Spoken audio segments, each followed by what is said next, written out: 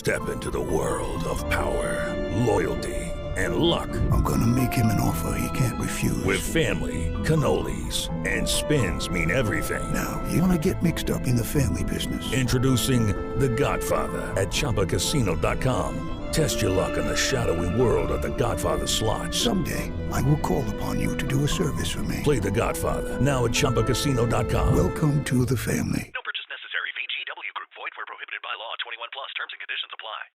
What's up, everybody? Corey Hughes, Bloody History. So, today we're going to continue on with Thomas Beckham's, oh my god, what is this fucking thing called? Remnants of Truth. Yeah, that's about all we're going to get. Remnants of Truth from this fucking guy. So no matter how much people want to confess, they don't confess because they're guilty, right? So such is the case here. This is like a good attempt at trying to admit your involvement without admitting your involvement.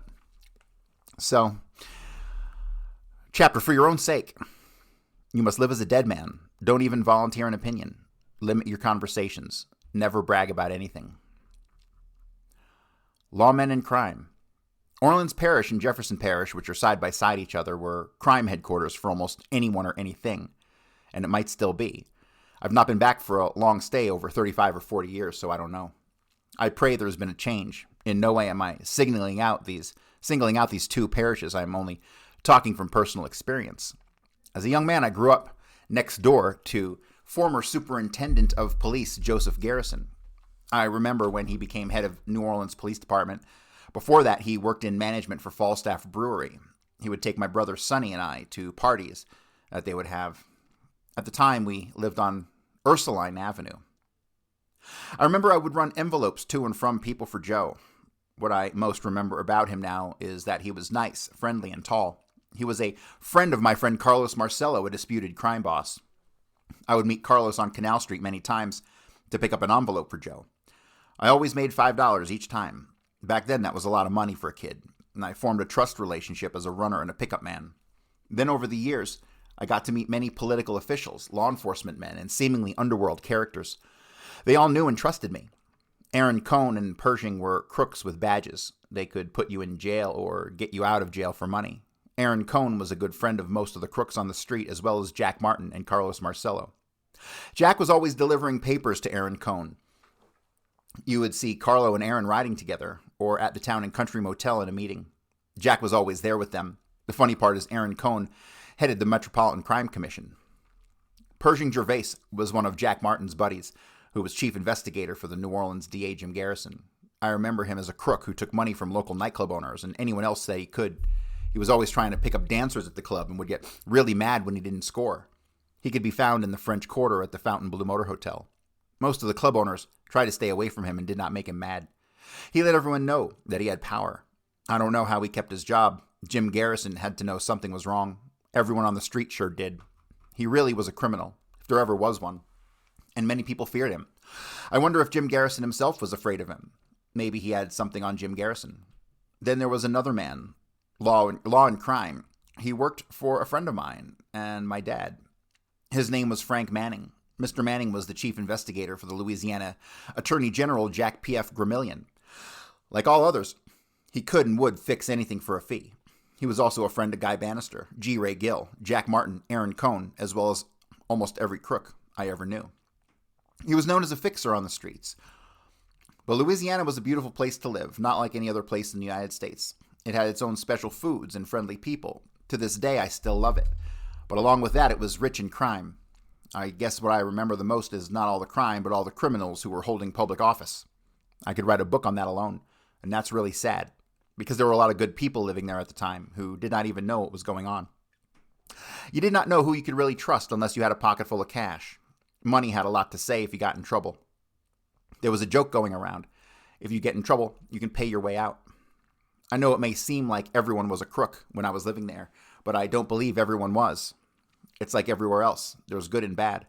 I came in contact with these people because of the circles I was running in while working on both sides. One can say that crime is everywhere, but Louisiana back then was full of it. Bars paid off cops for allowing bee drinking. Public officials were paid off to fix criminal charges. There were hundreds of gambling houses that paid off cops. And all over the phony streets, we were selling thousands of dollars in phony gameplay tickets to local tourists. Thousands of dollars came in from pinball games that paid off cash. The cops were paid off to look the other way, and they did. I was arrested 4 or 5 times on gambling charges, but never got past the booking desk. I also never went to trial. I never asked why, because I knew about the payoffs. There were more crooks in law and public officials than there were on the streets. Everyone wanted their share of the pie. May 1978, federal courthouse. On May 1978, I was deposed at the federal courthouse in New Orleans. This is a time I want to forget for a long time. I was asked a great deal of questions by attorney Jim McDonald. Most of them were questions about homosexual things, only because he was trying to upset me and make me out to be a liar and unreliable. All he wanted to do was embarrass me. I think he was a closet homosexual. I knew that there was a lot of homosexuals connected to the investigation, but I never was that way. I knew right away that he didn't believe anything I said. He was continuously trying to inject his own answers to the questions that he was asking. I kept my mind elsewhere in order to not think about anything that was being asked. 2 of the nicest and well-trained investigator I ever met were L.J. Deals. I think he means Delsa. L.J. Delsa. And Robert Burris. They were after the truth of the JFK investigation, and they were going for it. They were straightforward but understanding. I've never seen them again. Oliver Stone. Long after I thought everything was over, 2 men came to see me in Louisville, Kentucky. They were with the movie maker Oliver Stone. They informed me Oliver Stone was going to make a movie about the JFK assassination. I knew I wanted no involvement in any type of way. They used reverse psychology by acting like I was some kind of fame seeker and a con man. I wanted them to believe what they had already read about me was the truth, and this way they would stay clear of me and go no further, for they would feel that I had no valuable information that they could use in a film. They packed up and left, thank God. The movie came out without me and many others. It was more about Jim Garrison, but I heard that it was just a movie based on few little facts. In no way am I saying this to discredit Oliver Stone, who I feel is a great filmmaker. Proof was everywhere. The Honorable Hale Boggs knew there was a cover-up when he served on the Warren Commission.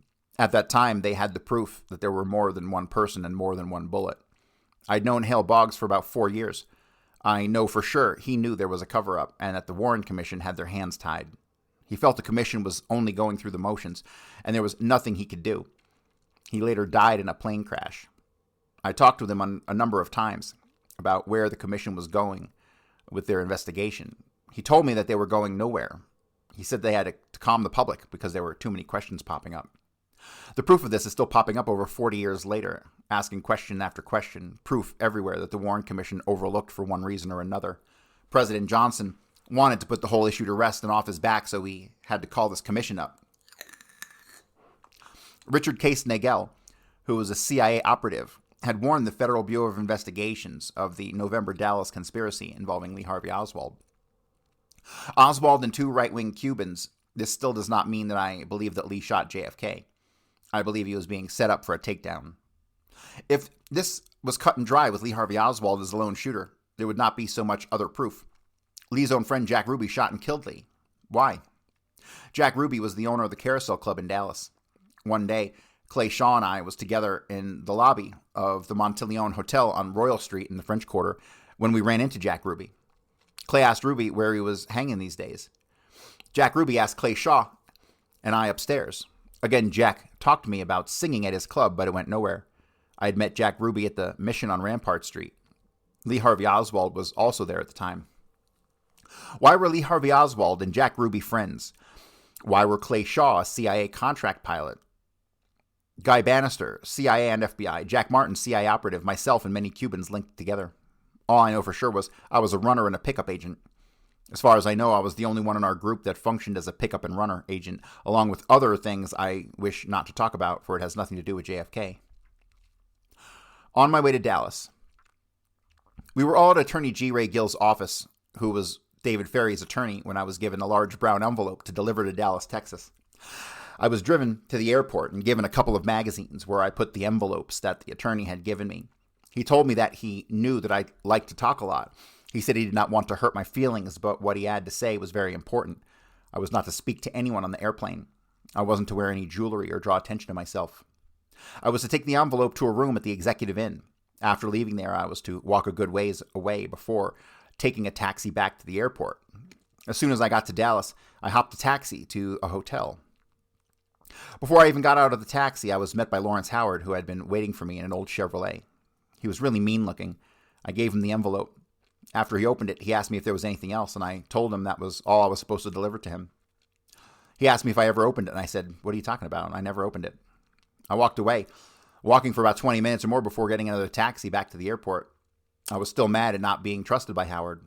I kept thinking of some things I should have or wanted to have told him, and none of it was good enough. I always had so much on my mind, working so many things right next to each other. All I could do was my job well without even thinking about what I did or what I had to do. How to have fun anytime, anywhere. Step 1. Go to ChumbaCasino.com. ChumbaCasino.com. Got it. Step 2. Collect your welcome bonus. Come to Papa welcome bonus. Step 3. Play hundreds of casino-style games for free. That's a lot of games. All for free? Step 4. Unleash your excitement. Woohoo! Chumba Casino has been delivering thrills for over a decade. So claim your free welcome bonus now and live the Chumba life. Visit ChumbaCasino.com. No purchase necessary. VGW Group. Void where prohibited by law. 21 plus. Terms and conditions apply. You know everything or you know nothing. I remember a CIA agent telling me, the only time you need to tell the truth is when you're caught in a lie, but first make sure you don't have any other way out. Former Cuban dictator. One thing I'll always remember, I got to see the former Cuban dictator Fulgencio Batista in person. I went to the Monsanto airport with Jack Martin and Guy Bannister to meet a small plane with a former Cuban dictator. We pulled right up to the plane and off stepped Batista. Jack told me to stay in the car and act official. There were two other men well-dressed who came off the plane behind Batista, but walked over to his right side. They never talked to anyone. I watched Batista open a briefcase full of money and hand it to Jack Martin. They all looked like they were personal friends. Then the dictator handed Guy an envelope from out of his pocket. I never asked them what was going on, and they never told me. They all hugged each other before he left. The former dictator even waved at me in the car. Guy told me, "Think about it, Tom. You've been a personal part of history." What? I'd asked only to hear Jack Martin say, "Hell, kid, clear your head. That was Batista of Cuba." And I said jokingly, "So what's he out of work now?" Jack replied, "Yes, but he has hell of a retirement plan." Guy said very little, as he always did. I bet the case had over $100,000 in U.S. money in it. I saw the money when they opened the case at the plane. I knew that Castro had just taken over Cuba and Batista was on the run. I'm sure Jack was taking care of something for him, and that was what the money was for. I'd been to Cuba before Castro took over power. I had been there on business 4 times. It was a fun place back then, and gambling was the stronghold. I knew a lot of people at the clubs. On one trip, I went with Jack Martin. I always went to pick up packages, of whom I never knew what they contained. I know for sure on one occasion I picked up money and delivered it to New Orleans. But over the years, as I looked back, I do know that I really was a part of history, even in a very meaningless way. I think about Batista waving at me. I wonder what he was thinking at the time.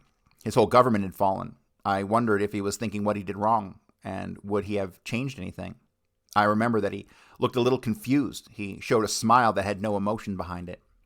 I really don't know what Jack Martin did with the money, but I think all or part of it went to the Cuban mission forces.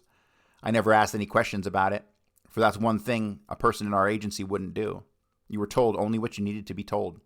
Jack Martin always reminded me of Dick Tracy. Anonymous letter to Garrison. An anonymous letter in May to Jim Garrison, the New Orleans DA, where to find me in Nebraska. They also told him that an army of men had been collecting money for an invasion of Cuba. It said I had delivered thousands of dollars back and forth from Florida to Louisiana. It was stated that a friend of mine, Bob Lavender, who was a former Treasury agent as well as a personal friend of Fred Chrisman and mine, had wrote the letter to Jim Garrison. I find it hard to believe. When I met Bob Lavender, who was Fred Chrisman's friend at the time, he was working for a large printing company. He was married, and I believe he had a child. He was a nice guy, but he always was asking me questions that I never answered. I never knew that he was a former federal agent. Maybe that's why he kept asking about money collected for the Cuban forces and what happened to all of it. He asked how much I got. He kept asking me how much of the money I had pocketed. Bob said he bet there were thousands, maybe even millions of dollars taken in from our can collection. I was not about to tell him anything, but he kept over and over again trying to pump me for information. I'm sure he felt that I had hid some of the money somewhere. He would ask me who I turned the money over to. I told him I don't remember.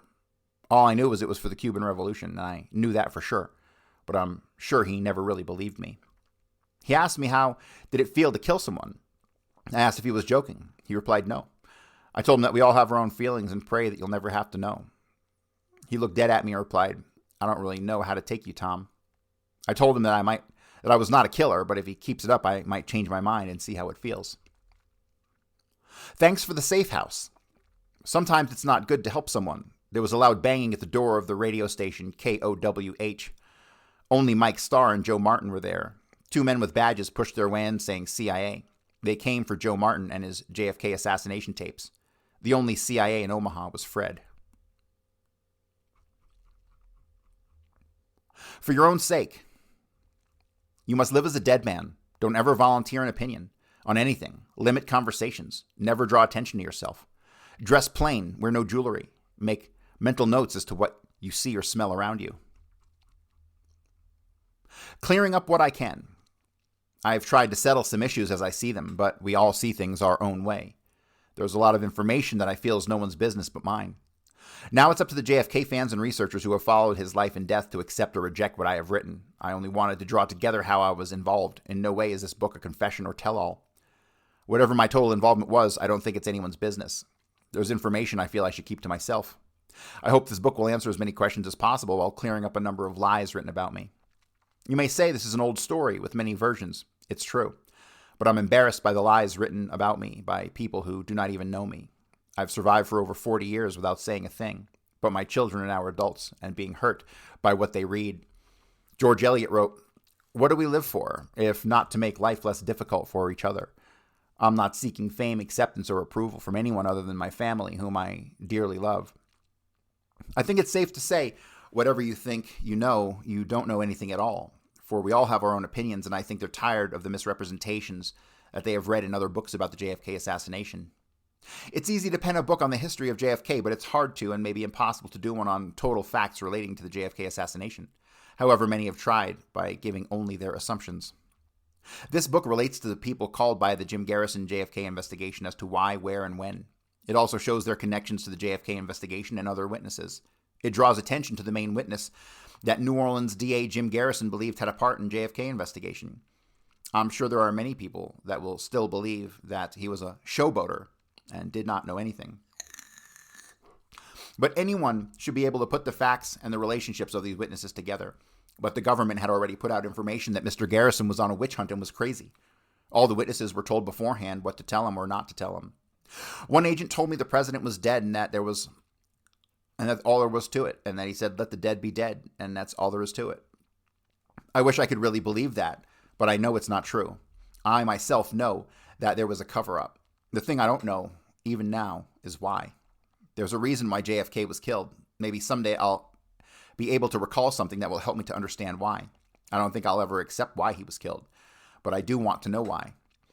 I want to know if he carried the paper and maps of his routes, and if I played a part in his killing. God, I pray I didn't.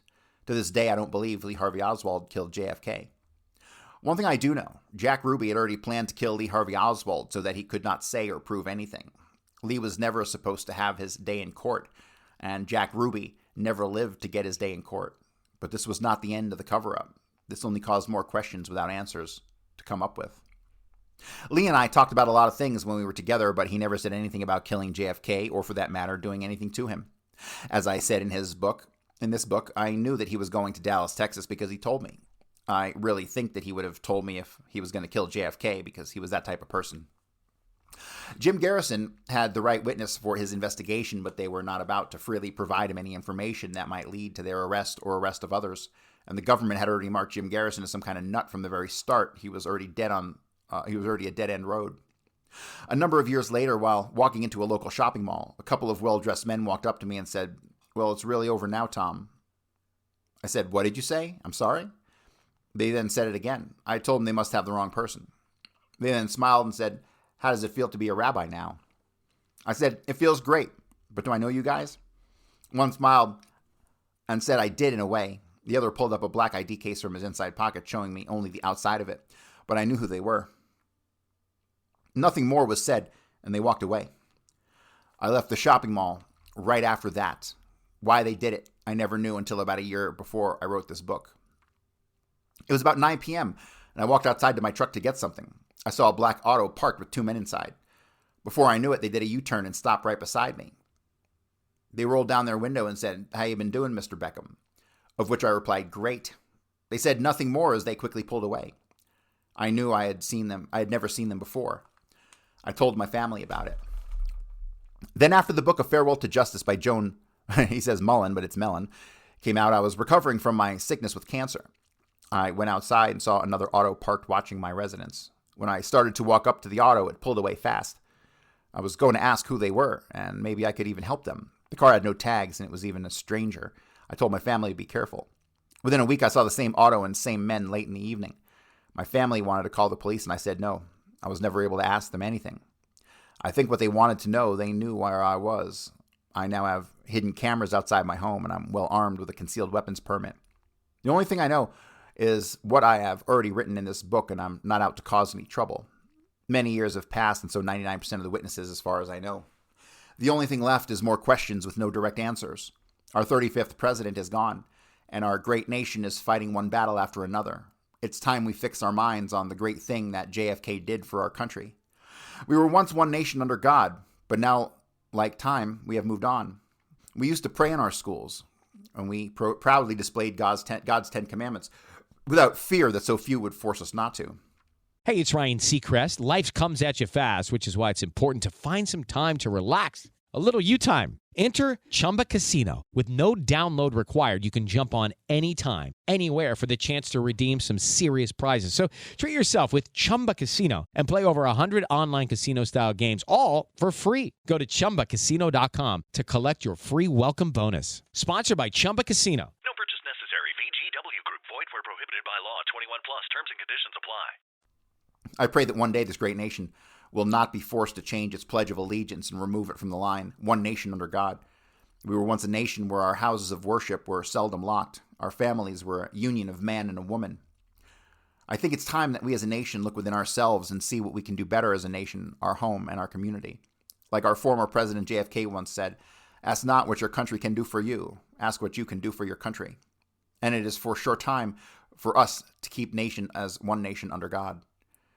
From the time of the death of JFK, things in America are far from getting better. We must save our nation if we are to save ourselves.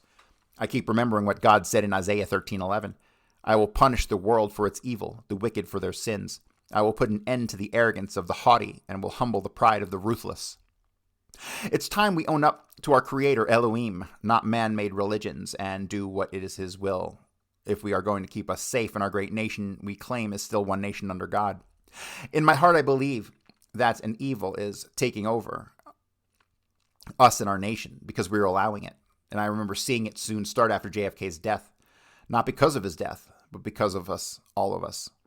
There was 9/11, Desert Storm, Iraq, Iran, Afghanistan, the Oklahoma City bombing, children killing other children in schools across America, the Beltway snipers who killed over 16 people at random, the Davidians, the religious group in Waco, Texas, who were to allegedly have had a mass amount of weapons and refused to give up. Many of them were shot and burned up during a raid. The death of Martin Luther King, the events of Jamestown Massacre, who claimed to be a religious group, where altogether 913 men, women, and children took their own lives on the advice of their leader in the 1970s. A rocket ship blew up, killing a teacher. President Clinton got into trouble because of his affairs with women. The Catholic Church and its priests have been getting into trouble all over America. The explosion of AIDS. Major corporations have been faced many scandals. Dr. Jack Kevorkian was helping people take their lives and was sent to prison in 1999. This is only about 5% of what has happened to date. I say all of this in order for us to understand that we must stay in the sight of God as a people who love and care for Him, and He will protect our nation. Who's still my friend? I thought it would be my kind of funny to see what kind of some of the people I used to know would say about me and JFK. I've got to admit, some would not talk to me about the JFK investigation, while others would not stop asking me one question after another. Some even thought I was dead. I wanted to share some of these silly and funny comments that I received. There were a lot more, but they asked that I don't publish their letters, of which were real nice, and I was glad to hear from them. They all said they were looking forward to reading my book and hoped that I would one day visit, but not on business. Letter from a buddy. Hey man, just tell him in your book I've always thought you were a genius and a fair singer. Hell, that's what you should have kept doing. If you really were a hitman, all I can say is stop it. I think you got a bad deal in what I've read about you. Be good. Your friend, Buddy. What buddy is he talking about? Which buddy is he talking about? Is he talking about Buddy Simcoe? Sure as fuck a possibility, isn't it? Letter from Bobby. Tommy, I was glad to hear from you. There's not much I can write about you. I've not seen or talked to you in years. I really don't know what to say. All I remember is that you were Jewish. And I remember that you had always worn suits and had money. I knew that you knew a lot of crooks who were your friends. I hated what I read about you and the killing of the president. I wish you the best. Bobby. Letter from Levi. The only thing I can say is that I heard you work for the mob, but this does not make it so. I can't say very much, so please don't use my name. Being Jewish, we're both in trouble. Tommy, the only thing I knew was you ran around with that guy who they say still killed JFK, but you knew a lot of people. The whole thing was sad. Good luck with your book. I think you were a nice guy. Shalom. Levi. Letter from Carl. Dear Brother Beckham, I can't write a letter as you requested. I'm now in the ministry with a family. I do want to tell you that I love you in the Lord. The fact that I can't write a letter about you and the late president does not mean that you are not my friend. I remember that you had a lot of friends in the underworld. You were a great dresser and always on the run. I know in my heart that something was wrong when Mr. Garrison tried to bring everything to light on JFK. But what can't be done here will be done in heaven. In Christ. Carl. February 68 call from Jim Garrison. Mr. Beckham, this is Jim Garrison. I would personally like to ask you a favor. Am I right? Have I touched on anything? Am I close? Jim, I wish I could have talked with you alone. Maybe then I would have not been a reluctant witness. I wish I would have called you back, but I was worried for my life, and I did not know I could trust you. You were on the right track in a boat without paddles, but now you are at rest, and now you know the whole story. God bless you. I see my patterns, and I choose to make changes. The CIA and JFK. President Jack F. Kennedy was always at odds with the CIA. He failed in his attempt to gain full control of the CIA and its major partners within the Defense Department. This was the most crucial failure of his abbreviated presidency. He knew during his first term that he needed to gain control of this agency, which he felt was running wild. He even told some of his acquaintances that he was going to fix them. And most everyone in the CIA knew it. JFK had few, if any, friends in the CIA. Former President Harry S. Truman saw an ominous link between the death of JFK and the CIA. This in itself draws attention. 1 month after the death of JFK, Truman wrote a column that appeared in the Washington Post on December 21, 1963. He expressed his doubts about the CIA. For some time, I've been disturbed by this way the CIA has diverted from its original assignment. It has become an opera, and at times a policy-making arm of the government. I never had any thought that when I started the CIA that it would be injected into peacetime cloak and dagger operations. Some of the complications and embarrassment that I think we've experienced are in part attributable to the fact that this quiet intelligence arm of the president has been so removed from its intended role that it's being interpreted as a symbol of sinister and mysterious foreign intrigue and subject for Cold War enemy propaganda. Former President Truman knew that the CIA he founded was running wild. JFK was seriously upset by the failure of the CIA and the Joint Chiefs of Staff to provide him with adequate information and support prior to his approval of the brigade landing at the Bay of Pigs. He was also very upset with the CIA leadership during the operation that followed the landing. This was just a few things that upset JFK with the CIA. Cuba, the mobs, JFK, and the CIA. President Jack F. Kennedy had friends from all walks of life, even from the mob, who had lost a great deal of money when Castro took over Cuba. He was not a saint, even like most of us think we are. Some people said he was a swinging door. I think that he was a man of strength and goodwill who came from an honorable family, but I ask myself if in considering these strange events, were the mob, the CIA, and Castro all involved one way or another. I knew a number of Cubans who did not like Kennedy. They had claimed to me that he had let them down. Some even said he was going to get himself killed if he did not watch out. But this could only have been a lot of bull, while others, such as mob members, were upset because of the money they were unable to recover from Cuba. Then there were the ones who thought JFK was a saint and a great president. People either loved him or hated him. There was no in between. Yet on the other hand, most people saw him as a celebrity who mixed with all the big stars. JFK was always in the spotlight, even as a playboy. There were rumors after rumors in the tabloids that he was having an affair with movie star Marilyn Monroe. He was a spotlight playboy. Not one person saw him the same way. To this day, I personally find it hard to describe him. I know that he was our 35th president of the United States of America. a Catholic, and came from a, God damn it, these fucking dogs. To this day, I personally find it hard to describe him. I know that he was our 35th president of the United States of America. A Catholic, came from a known and well-connected family. Personally, I thought he was exciting and a good president. I know that JFK was mad at the CIA.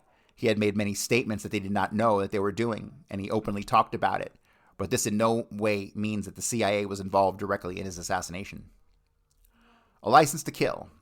The government of any nation has a license under... The government of any nation has a license to kill whenever or whoever they choose. We consider our nation unlikely any other, and one which would not do such acts.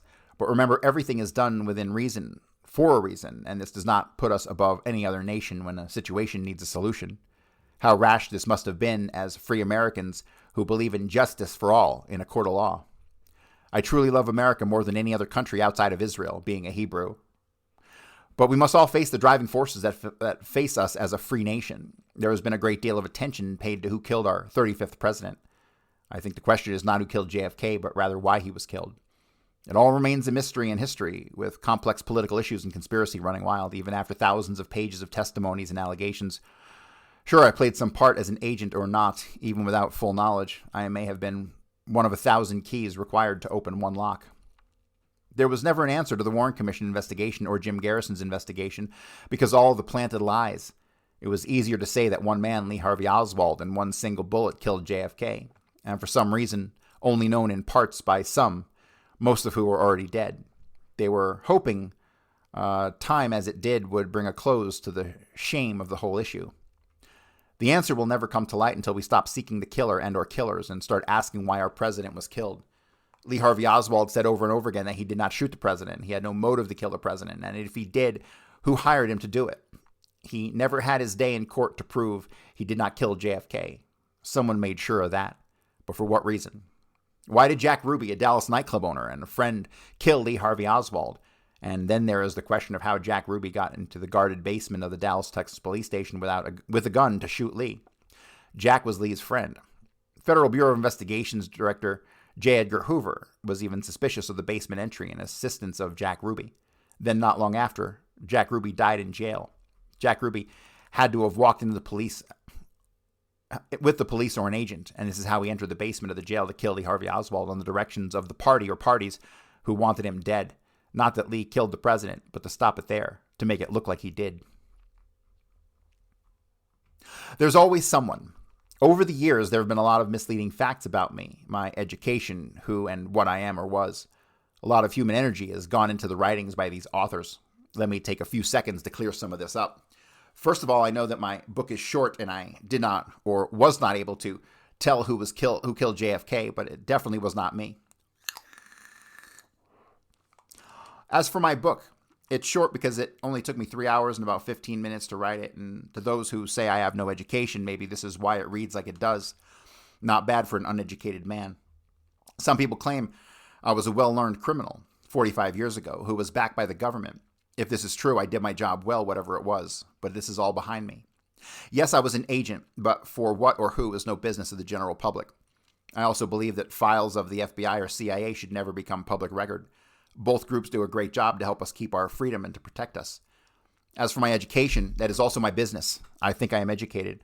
I do hold degrees, and I have taken over 41 courses over the years, and I also hold a number of honors to my credit. But I am what I am, a loving father, husband, and friend who truly cares about mankind and who believes that I am no better than anyone else.